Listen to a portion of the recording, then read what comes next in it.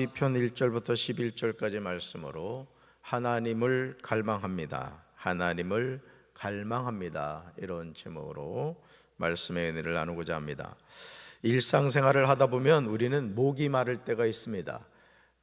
물이 먹고 싶어서 목이 마른 것이 아니라 어떤 영적인 목마름을 말하는 거죠. 그것도 간절하게 목마름이 느껴질 때가 있습니다. 그럴 때 시원한 냉수를 마시면 우리는 갈증을 해결하게 됩니다. 그런데 하나님을 떠난 인생은 누구나 이런 영적인 목마름 가운데 살아갑니다. 요한복음 4장에서 예수님은 사마리아 여자와 이야기를 하십니다. 사실 유대인 남자가 사마리아 여자와 이야기를 나눈다는 것은 전혀 상식 밖의 일입니다. 예수님이 유대를 떠나 다시 갈릴리로 가시는 상황에서 사마리아를 통과하여 가시고 있습니다. 예수님이 길을 가시다가 피곤하여 우물 곁에 그대로 앉으셨습니다. 때가 정오였습니다. 그런데 낮 12시에 사마리아 여자가 물을 기르러 야곱의 우물로 온 겁니다.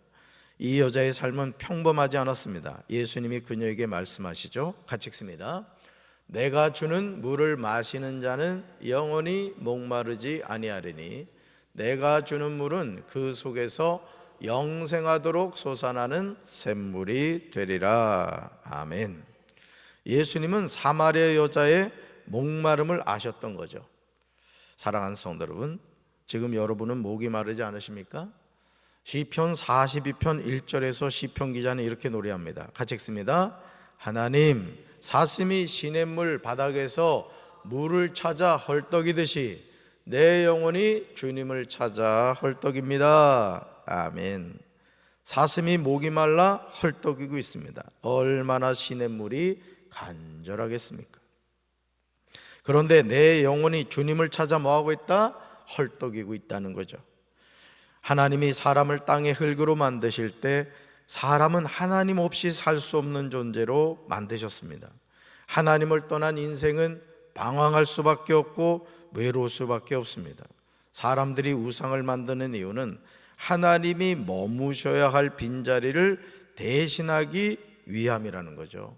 그러니까 여러분, 우리가 어떤 물건을 만들 때는 그 물건을 만드는 그 의도가 있잖아요, 그죠? 예를 들어 여기 종이 있다. 그럼 이 종의 역할은 뭐죠? 소리를 내는 겁니다. 소리를. 소리를 내는 게 종의 역할이란 말이에요. 그러면 하나님이 사람을 만드실 때 그 사람은 하나님이 어떻게 디자인하셨느냐? 하나님을 찾는 존재로 디자인하셨다는 거예요. 할렐루야. 그러니까 여러분이 이 새벽에 나와서 이 새벽 제단을 쌓는 것은 하나님이 만드신 계획대로 여러분이 살고 있다는 얘기예요. 할렐루야. 여러분, 이 세상 많은 사람들은 우상을 통해서 하나님이 머무셔야 할 빈자리를 대신하려고 하는데, 그러나 우상은 살아계신 하나님이 될 수가 없습니다. 우상은 생명이 없습니다. 우상은 우리에게 아무 유익을 주지 못합니다. 이사야 40장 19절에서 우상의 실체가 무엇인지에 관하여 우리에게 증언하고 있습니다. 같이 읽습니다. 우상은 목공이 그 형상을 만든 다음에 금속 세공 기술자가 그 위에 금을 입히고 은사슬을 걸친 것에 불과하다. 아멘. 신앙생활을 한다고 해서 우리 영혼이 주를 찾기에 갈급한 것이 줄어드는 것이 아닙니다. 어떻게 보면요, 하나님을 가까이 하고 하나님을 더욱 알아갈수록 우리 영혼은 사슴이 시냇물을 찾기에 갈급한 같이 더욱 하나님을 갈망하게 됩니다. 이것이 은혜인 거예요. 그러니까 여러분들이 내가 하나님을 사랑한다, 또 하나님을 가까이 한다는 것은요, 뭘 의미하느냐? 하나님의 은혜를 알고 있다는 뜻이에요. 아멘이십니까? 그러니까 하나님과 멀리 떨어져 있는 사람은 그 갈망을 잘 모르는 거예요. 근데 하나님을 가까이 하면 가까이 할수록 더 하나님을 알고 싶고 하나님의 더 큰 은혜를 받고 싶어 한다는 거죠. 하루하루 살면서 하나님, 저는 하나님 없이는 살아갈 수가 없습니다. 이 고백을 하는 것은 하나님의 축복인 줄로 믿습니다. 이 세상 많은 사람이 하나님 없이 살다가 멸망합니다. 그런데 하나님을 더욱 가까이 하고 하나님이 주시는 생명수를 찾는 건 은혜죠. 시편 42편 2절에서 시편 기자는 노래합니다. 같이 읽습니다.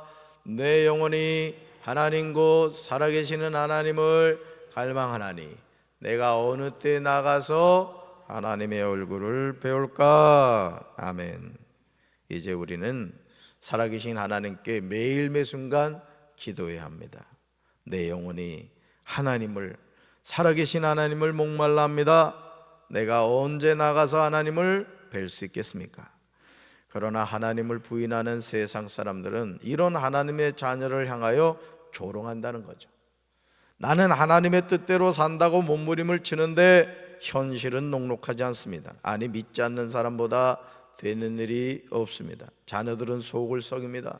어떻게 합니까? 사람들은 날면 날마다 신앙생활을 열심히 하는 나를 보고 너의 하나님이 어디 있느냐 하면서 비웃습니다. 결국 밤낮으로 흘리는 눈물이 나의 음식이 되었습니다. 사랑하는 성도 여러분, 하나님의 자녀라고 해서 고난이 전혀 없는 것이 아닙니다. 고린도후서 1장 5절에서 사도 바울은 고백합니다. 같이 읽습니다. 그리스도의 고난이 우리에게 넘치는 것과 같이 그리스도로 말미암아 우리의 위로도 또한 넘칩니다. 아멘. 예수님은 하나님의 독생자셨지만 33년의 생애를 사시며 말할 수 없는 고난과 고통을 당하셨습니다. 물론 우리의 죄 때문에 죽으시긴 했습니다마는 예수님도 육신의 장막을 입고 33년 사셨던 거예요. 근데 그 33년의 생애를 사시면서 평안한 삶을 살지를 못하셨다는 거죠.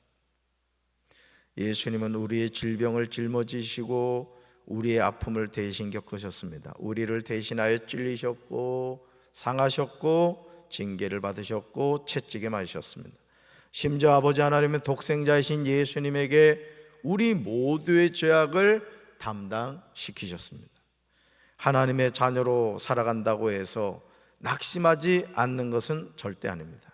시편 42편 6절에서 시편 기자는 이렇게 고백합니다. 같이 읽습니다. 내 하나님이여 내 영혼이 내 속에서 낙심이 되므로 주를 기억한다. 아멘. 내 하나님이여 내 영혼이 내 속에서 뭐가 되므로 낙심이 된다는 거예요. 자, 그럴 때 누굴 기억한다? 주님을 기억한다. 주님. 그러니까 우리가 사는 여정에서 낙심될 때 나를 생각하고 환경을 생각하는 것이 아니라 나의 도움이 되시는 하나님을 생각해야 될 줄로 믿습니다.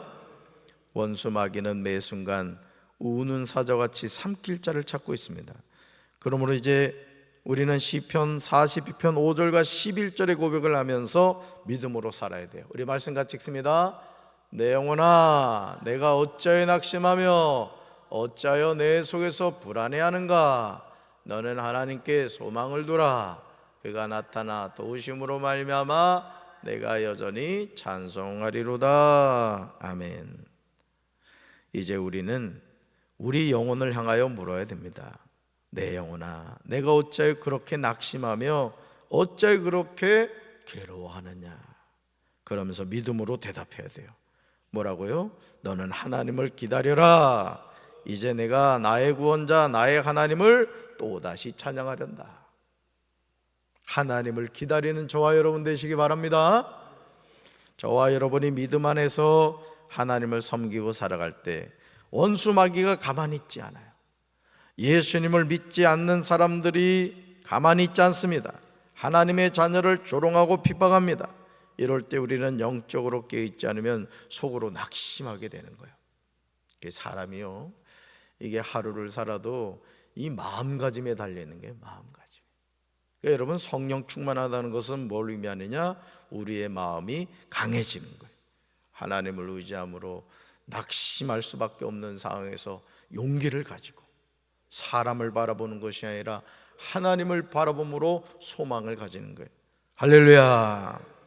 그러므로 어떤 상황에서도 낙심하며 불안해하지 마시기 바랍니다. 따라합시다. 우리의 소망은, 나의 소망은 오직 하나님이십니다.